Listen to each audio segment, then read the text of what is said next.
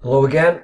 To conclude World Civilizations 1 for this semester, I will go over the study guide for the fourth exam, chapters 14, 15, and part of 18. I think, therefore I am is a famous statement that was supposedly uttered by Rene Descartes.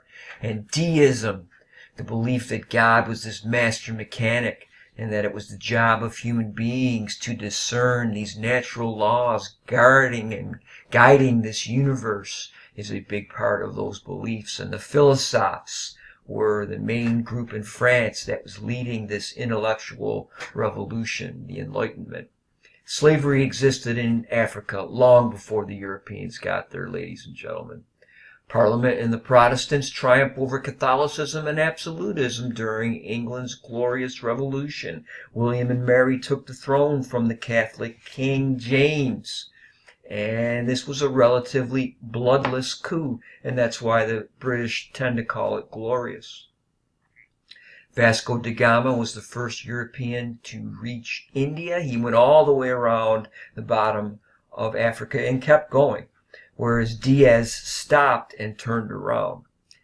Columbus believed that the world was much smaller and that Asia was much larger than many of his contemporaries. To the day he died, he believed that he had found the Indies. Hence, Indians were misnamed for Native Americans.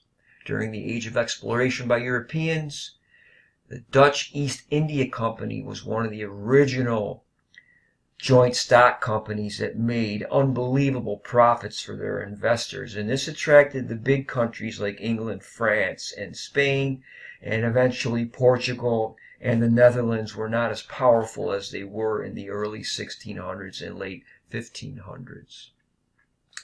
Oliver Cromwell was the leader of the forces that defeated monarchy in the English Civil War. The Roundheads defeated the Cavaliers. The reconciliation of classical ideas of the Renaissance art with the spiritual feelings of the 1500s, 16th century religious revival was called the Baroque movement. The Spanish Armada attempted to invade England during the Counter-Reformation, being led by Philip II of Spain. It was in 1588 the Armada failed, and that is the beginning of the decline of Spain being the foremost world power. They went into a slow decline, and by the end of the 1600s, they are an empire really in name only, even though their colonies exist into the late 19th century. Much of the world that they controlled was not contested by any other European powers. Peasant women were most likely to be accused of witchcraft in the 1500s, the 16th century. Government should encourage economic activity through tariffs, subsidies, and improving transportation facilities. Colonies are useful as sources of raw materials and markets for manufactured or finished goods. And a nation's prosperity depends upon the amount of gold and silver in their treasury, and this is the economic system of mercantilism. This is proto-capitalism. All of these factors made up the mercantilist system that governed the world in the 17th and 18th centuries. Despite rapid changes taking place in society, in the 17th century, in the 1600s, about 80% of people still worked the land, and many were still tied. Russia remains in serfdom until the 20th century. In the German states, local rulers were free to determine their religion as a result of the 30 Years' War. The interpretation of the Last Supper is where Martin Luther had disagreements with other Protestants, and other sects then started developing. Niccolò Machiavelli believed that political power should not be restricted by moral considerations. The end justifies the means. Know when to be a fox and when to be a lion, because it's better to be feared than loved, but not feared so much that you're hated, because then people will rise up against your rule and overthrow you. Colonization of the Americas led to a boom in the sugar industry, and this results into the introduction of slavery into the New World, as it was so called, into the Western Hemisphere, because when the natives were exposed to the Europeans, they had never seen smallpox, and it decimated their populations along with venereal diseases as well. And this was the reason why slaves were imported, and many African slaves were not susceptible to these diseases. They had already developed immunities to them. Christianity was successful in converting the Philippines to Catholicism. Other areas did not have as much success with the conversion to Christianity. Tobacco, maize, and potatoes, as mentioned in a previous video, were examples of imports from America to Europe. The big thing from Europe to the New World was cattle, and most of all, horses. Horses revolutionized Native Americans' life, especially the Plains Indians. The massive investments in ship and laborers for its empire proved to be too costly for Portugal to continue to dominate the trade in Southeast Asia.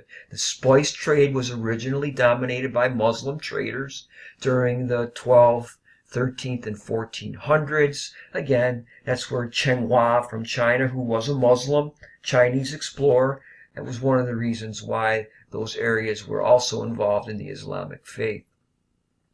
We talked about the motto, God, glory, and gold, for some of these European explorers. Convert to Christianity, bringing glory to the nation, and hopefully in the meantime we're going to enrich ourselves as well, because maybe we'll find gold out there. Ponce de Leon will be searching all through what is today Florida, looking for gold, and also for the fountain of youth that was supposedly existing in the Everglades. The Polo brothers were the most famous European travelers in the Middle Ages. Their books and their talks about what they saw in China sparked an interest again in Europeans into the things of the East, the goods and services that were there. Again, they're recovering from the Black Death and those down times of the 1300s.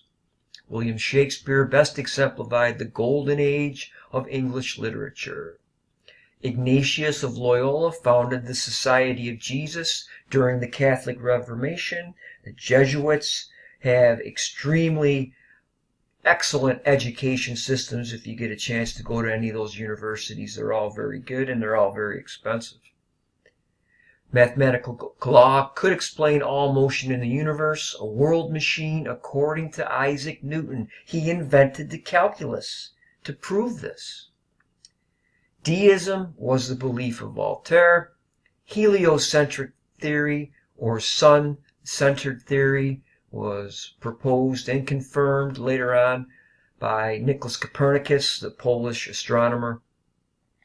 He was the author of Emile, a book about the proper upbringing for children, as Jean-Jacques Rousseau. He's also big in social contract theory. Please be familiar with those individuals. That'll be 10 questions on this test.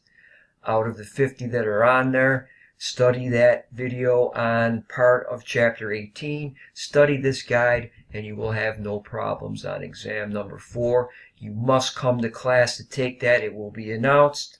Make sure you pick up a Scantron form in the bookstore. They're only 25 cents. You need a Scantron form to mark your answers on. Don't write on the test. And make sure you have some kind of lead pencil. A number 2 pencil works best.